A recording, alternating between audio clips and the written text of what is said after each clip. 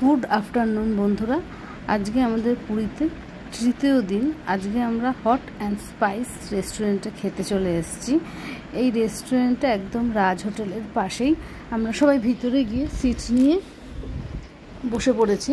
এই যে আমরা বসে আছি, আমাদের খাবার অর্ডারও দেওয়া হয়ে গেছে। খাবার আসতে বেশিক্ষণ সময় লাগবে না, না তো অন্যান্য রেস্টুরেন্টগুলোতে বেশ ভালোই সময় লাগে খাবার আসতে। এখানে বলেছে আমাদের বেশি সময় লাগবে না, আমরা খুব তাড়াতাড়ি দিয়ে দেবো। এই জন্য আমরা সবাই মিলে বসে পড়েছি।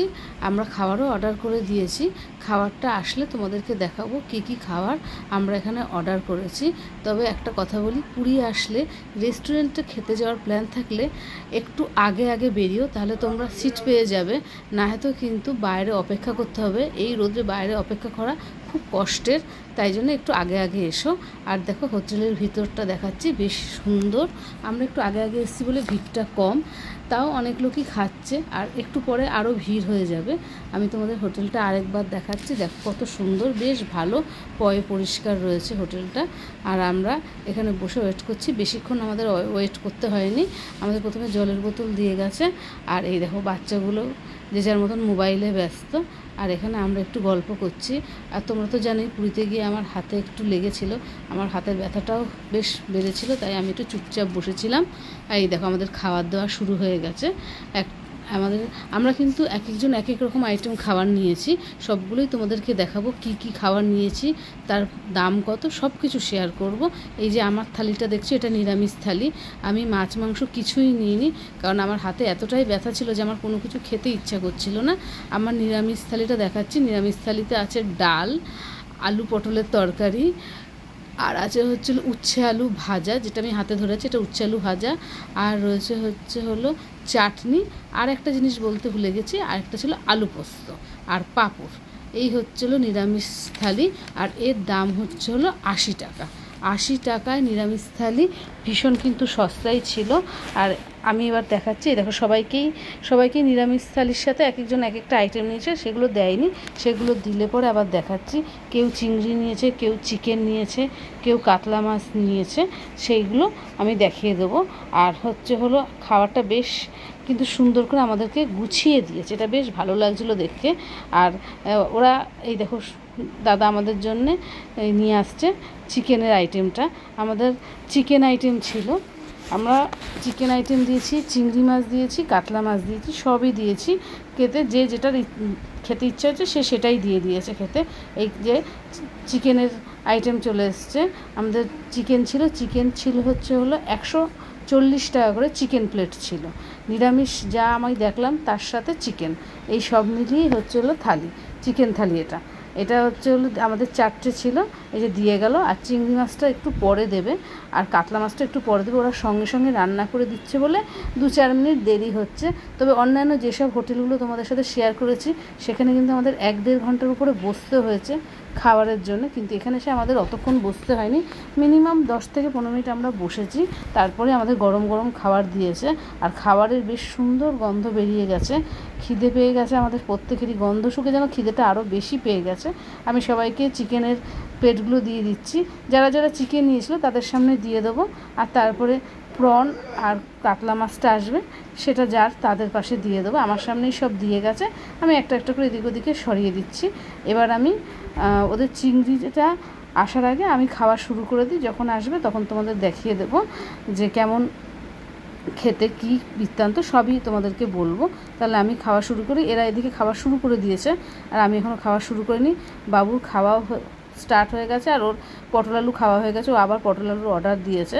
আর আমি এখানে ডাল দিয়ে প্রথমে স্টার্ট করব। ডালটা বেশ দেখে ভালো লাগছে।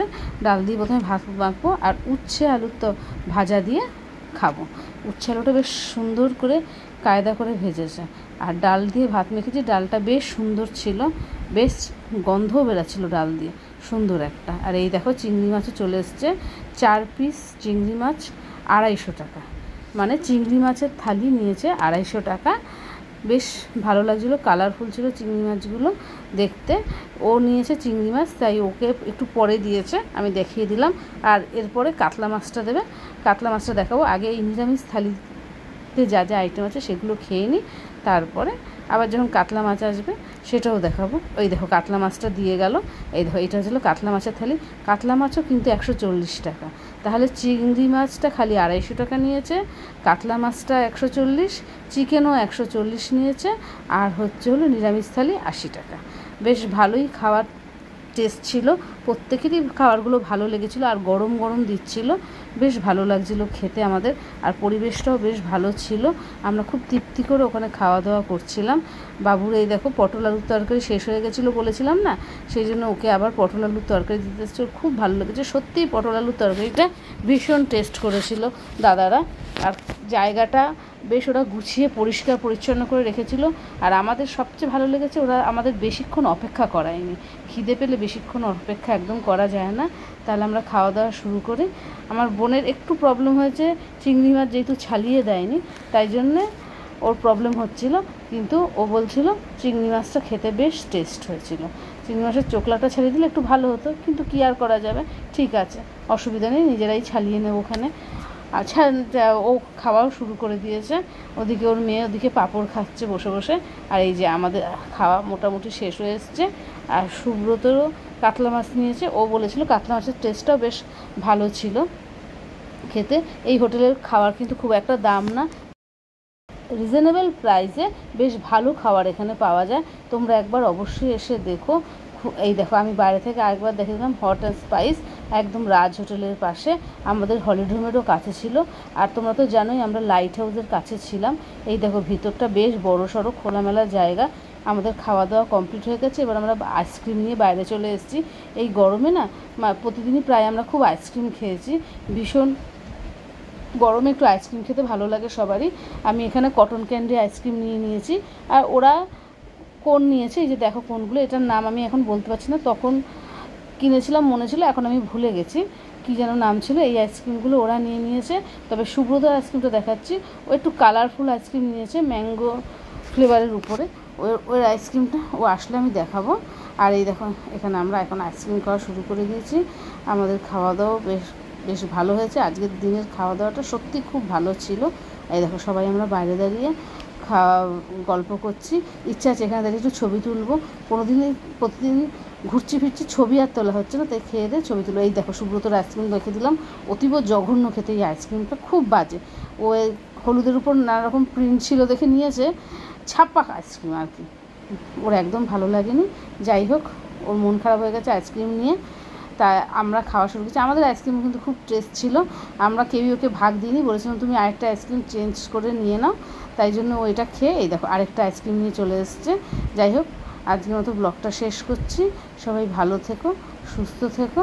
আর একটা কথা বলি, অবশ্যই এই রেস্টুরেন্টে এসে একবার খেয়ে দেখো, এখানকার প্রাইস কিন্তু ভীষণই কম, আর বেশ টেস্টি খাবার ওরা সঙ্গে সঙ্গে বানিয়ে দেয়। না খেলে কিন্তু তোমরা অবশ্যই মিস করবে। দেখো এই আইসক্রিমটা আমি ওর থেকে একটু ভাগ নিয়ে খেয়ে নিলাম, নিজেও খেয়েছি, বোনকে একটু খাইয়ে দেখিয়ে দিলাম যে এই আইসক্রিমের টেস্টটা সত্যিই ভালো ছিল। তাহলে আজকের মতো ব্লগটা এখানে শেষ করছি। Bye bye.